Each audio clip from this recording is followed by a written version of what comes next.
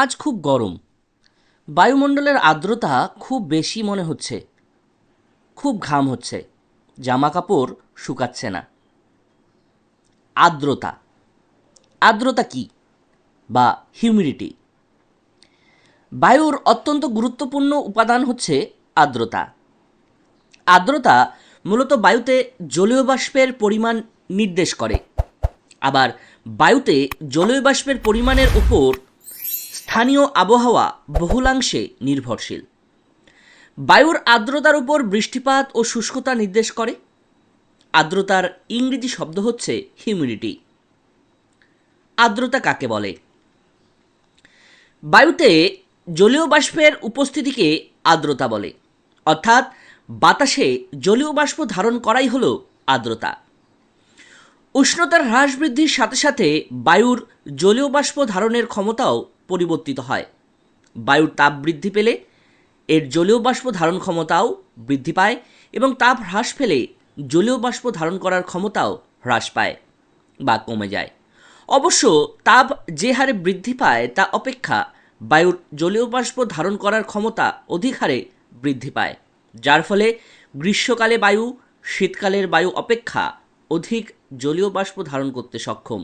এতে গ্রীষ্মের উষ্ণ বায়ু হতে অধিক বৃষ্টিপাতের সম্ভাবনা থাকে। কাজেই বায়ুর জলীয় বাষ্প ধারণ করার ক্ষমতাই আর্দ্রতা। তাহলে বায়ুতে এই জলীয় বাষ্প আসছে কোথা থেকে? আমাদের যত গরম পড়ে বা সূর্যের তাপ যত বেশি হয়, নালা নর্দমা, পুকুর, খাল, বিল, সমুদ্র থেকে জল বাষ্পভূত হয়ে উপরে উঠতে থাকে। সেগুলোই বাষ্প এবং সেই বাষ্পগুলোর পরিমাণের উপরেই নির্ভর করে বায়ুমণ্ডলের আর্দ্রতা বেশি হবে না কম হবে। তাহলে সূর্যরশ্মির কারণে বা গরমের কারণে যেহেতু আর্দ্রতা নির্ভর করে, সেহেতু বায়ুমণ্ডলের জলীয় বাষ্প নির্ভর করবে সেই দিনকার সূর্যরশ্মি বা গরম কতটা তার উপর। এবার দেখে নিই আর্দ্রতা পরিমাপ করার যন্ত্রের নাম। এটি হলো আর্দ্রতা পরিমাপ করার একটি যন্ত্র। শুষ্ক ও আর্দ্রকুণ্ডযুক্ত হাইগ্রোমিটারের সাহায্যে বাতাসের আর্দ্রতা নির্ণয় করা হয়। একটা ড্রাই থার্মোমিটার, একটা ওয়েট থার্মোমিটার, নিচে এখানে এই বাক্সের মধ্যে জল থাকে। জলের মধ্যে একটা সুতো বা তুলো দিয়ে থার্মোমিটারের নিচের অংশটা যুক্ত থাকে। এই ওয়েট এবং ড্রাই এবং ওয়েটের যে ডিফারেন্স, এই ডিফারেন্সের মাধ্যমেই আমরা বায়ুর আর্দ্রতার পরিমাপ করতে পারি। আর্দ্রতার বৈশিষ্ট্যসমূহ।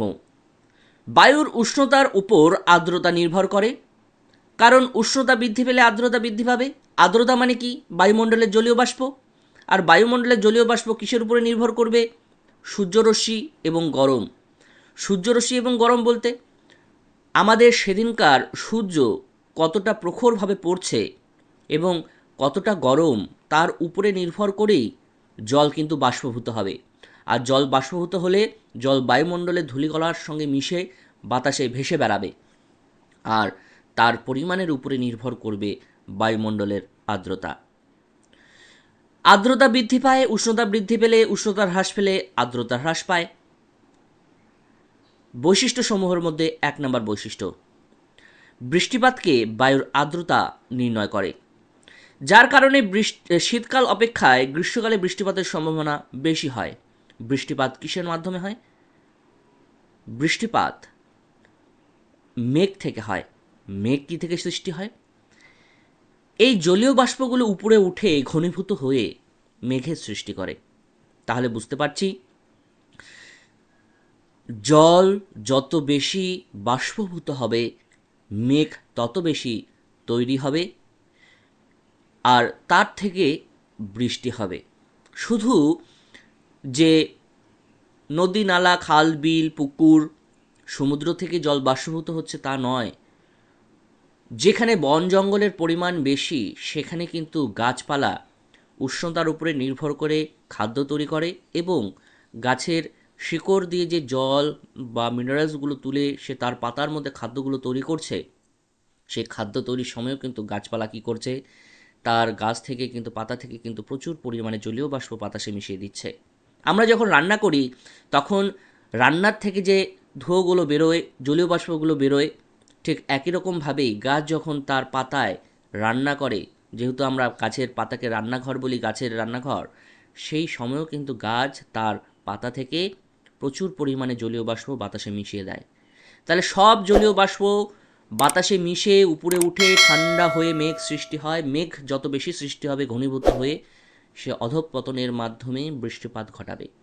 তাহলে বোঝা যাচ্ছে বৃষ্টিপাতের সঙ্গে জলীয় বাষ্পের কতটা সম্পর্ক বর্তমান।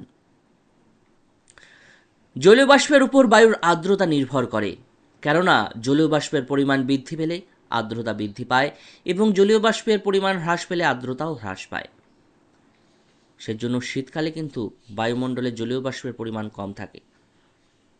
3 নাম্বার, বায়ুমণ্ডলে তাপমাত্রা হ্রাস পেলে জলীয় বাষ্প ধারণ করার ক্ষমতাও হ্রাস পায়, ফলে আর্দ্রতাও হ্রাস পায়।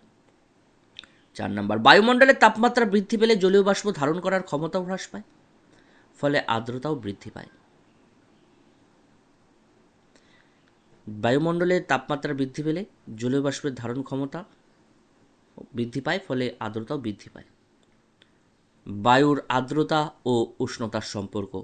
বায়ুর আর্দ্রতা ও উষ্ণতা একে অপরের সঙ্গে খুবই গুরুত্বপূর্ণ সম্পর্ক রাখে। বায়ুর উষ্ণতা ও আর্দ্রতার মধ্যে এক গভীর সম্পর্ক বিদ্যমান। কোনো একটি নির্দিষ্ট সময়ে বায়ুতে কী পরিমাণ জলীয় বাষ্প উপস্থিত থাকবে তা নির্ভর করে বায়ুর উষ্ণতার উপর।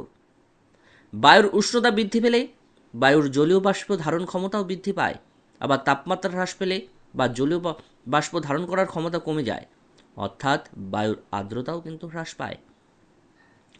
একটি নির্দিষ্ট পরিমাণ বায়ু একটি নির্দিষ্ট তাপমাত্রায় কী পরিমাণ জলীয় বাষ্প ধারণ করতে সক্ষম তাকে বায়ুর ধারণ ক্ষমতা বলে। আবার যখন বায়ুতে তার ধারণ ক্ষমতা সমপরিমাণ জলীয় বাষ্প থাকে তখন তাকে সম্পৃক্ত বায়ু বলে। বায়ুর আর্দ্রতার পরিমাপ। বায়ুতে উপস্থিত জলীয় বাষ্পের পরিমাণ বিভিন্ন উপায়ে করা যায়, সেগুলো সম্পর্কে নিম্নে আলোচনা করা হলো। 1 নাম্বার, চরম আর্দ্রতা, অ্যাবসোলিউট হিউমিডিটি, চরম আর্দ্রতা। কোনো নির্দিষ্ট আয়তনের বায়ুতে উপস্থিত জলীয় বাষ্পের পরিমাণকে চরম আর্দ্রতা বলে। বায়ুর চরম আর্দ্রতা গ্রাম ঘনমিটার এককে প্রকাশ করা হয়, গ্রাম পার ঘনমিটার একক। উষ্ণতা পরিবর্তনের সাথে সাথে চরম আর্দ্রতার পরিবর্তন লক্ষ্য করা যায়। নেক্সট, আর্দ্রতার গুণাঙ্ক, স্পেসিফিক হিউমিডিটি। কোনো নির্দিষ্ট পরিমাণ বায়ু ও তাতে উপস্থিত জলীয় বাষ্পের পরিমাণের অনুপাতকে আর্দ্রতার গুণাঙ্ক বলে। এটি গ্রাম পার কেজি এককে প্রকাশ করা হয়। আর্দ্রতার গুণাঙ্ক সব থেকে বেশি হয় নিরক্ষীয় অঞ্চলে এবং সব থেকে কম হয় মেরু অঞ্চলে। নিরক্ষীয় অঞ্চলে প্রচুর তাপ, সারা বছর সূর্যরশ্মি লম্বভাবে কিরণ দেয়, সেহেতু আর্দ্রতার পরিমাণ নিরক্ষীয় অঞ্চলে বেশি হবে। এই জন্যই নিরক্ষীয় অঞ্চলে প্রত্যেক দিন বিকেল 4টার দিকে বৃষ্টিপাত হতে দেখা যায়। সেজন্যই 4 ঘটিকা বৃষ্টি নামে একটি বৃষ্টি আছে, আপনারা হয়তো জানেন। আপেক্ষিক আর্দ্রতা, রিলেটিভ হিউমিডিটি।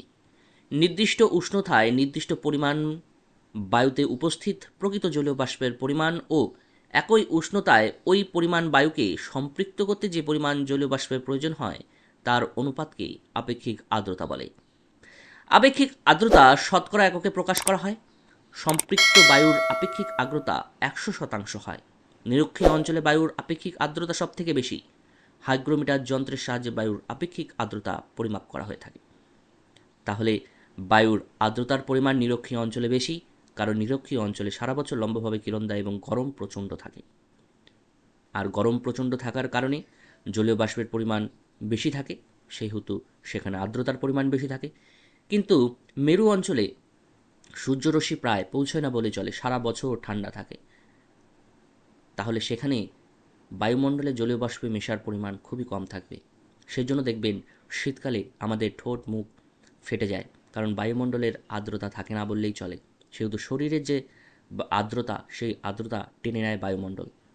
আর গ্রীষ্মকালে দেখবেন আমাদের সারা শরীরে ঘাম জমে যায়, কারণ সব সময় আমাদের শরীর থেকে জলকণা বেরোচ্ছে সেই জলকণাগুলো যেহেতু বাইরের ওয়েদারের যে জলীয় বাষ্প সেই জলীয় বাষ্পের পরিমাণ কম থাকলে সেগুলো আমরা দেখতে পারি না, কিন্তু বায়ুমণ্ডলে জলীয় বাষ্পের পরিমাণ যদি বেশি থাকে তাহলে আমাদের শরীরের যে ঘাম রূপে যে জলকণাগুলো আছে সেগুলো কিন্তু বায়ুমণ্ডলে মিশতে সময় লাগে, কারণ বায়ুমণ্ডলে অবস্থিত মানে অলরেডি বায়ুমণ্ডলে প্রচুর পরিমাণে জলীয় বাষ্প আছে, আরও কিন্তু নতুনভাবে কোনো জায়গার থেকে জলীয় বাষ্প নিতে পারছে না বলেই শরীরে আমাদের ঘামগুলো দেখতে পারি, জলকণাগুলো দেখতে পারি। কিন্তু শীতকালে কি হয়, জলীয় বাষ্পের পরিমাণ এত কম থাকে বায়ুমণ্ডলে, আমাদের শরীর থেকেও সেই জলীয় বাষ্পগুলো টেনে নেয়।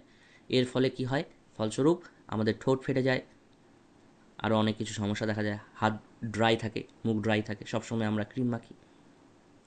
তাহলে আজকের এই ভিডিওটি এখানে শেষ করছি। সবাই ভালো থাকবেন, সুস্থ থাকবেন, সবাইকে অসংখ্য অসংখ্য ধন্যবাদ।